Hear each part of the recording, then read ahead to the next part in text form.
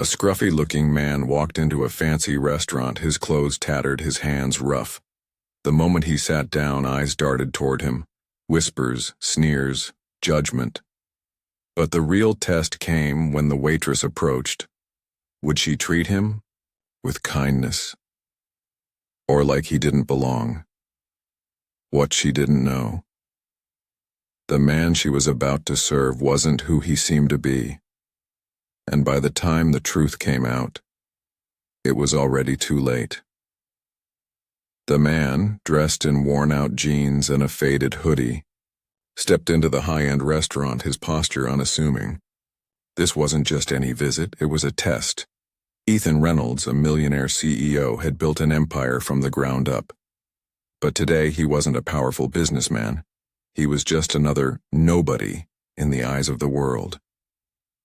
He scanned the room, polished, tables, well-dressed diners, servers gliding gracefully. Then his eyes landed on her, the waitress. Would she judge him like the others? Or would she pass the test he had carefully set in motion? Ethan slid into a corner booth, his presence met with uneasy glances. The waitress approached, her expression unreadable. "We have a dress code," she said, voice clipped. Ethan glanced around. Other diners in casual attire were being served without issue. "Just a coffee, please," he replied, keeping his tone neutral. She sighed, scribbling on her notepad, then walked off. Minutes passed, then 10, then 15.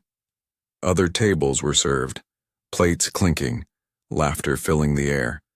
But his cup never came. Nearby, a group of businessmen whispered, one smirking in his direction. "Probably looking for a free meal," one muttered. The waitress returned, this time with the manager, a tall man with folded arms and a forced smile.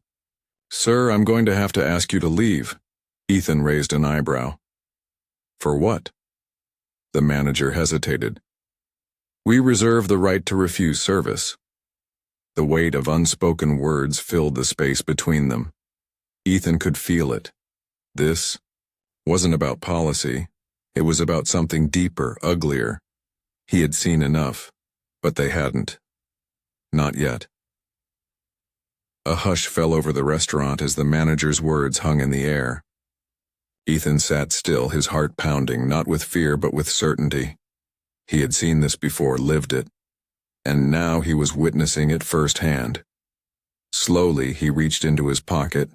The manager tensed, the waitress took a step back, and a nearby customer muttered, "Here we go." But instead of a wallet or an ID, Ethan pulled out his phone and, with a single tap, sent a message.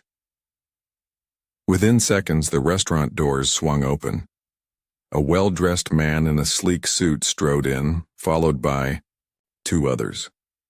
The staff's demeanor shifted, eyes widening, back straightening. They recognized him. The regional director. The manager's face paled as the executive marched straight to Ethan's table. "Sir, I apologize."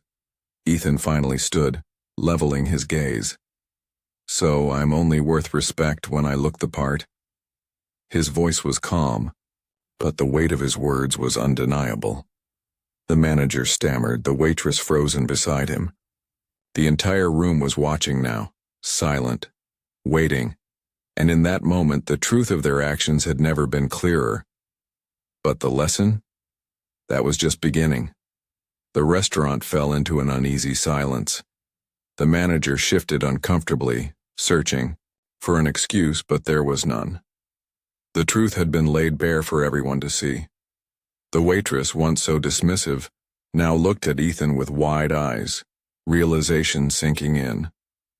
She hadn't just ignored a customer, she had judged a person's worth by his appearance. Ethan turned to the regional director, shaking his head. "This isn't about me. It's about how many others walk through these doors and get treated the same way." The weight of his words settled in the room, heavy and undeniable. The director nodded solemnly.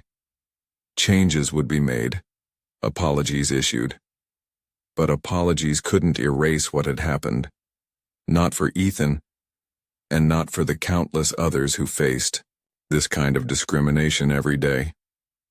As he walked out, heads lowered, whispers of guilt trailing behind him. But the lesson wasn't just for them, it was for everyone watching. How many people are judged before they even have a chance to be seen, and more importantly, how many will do something about it?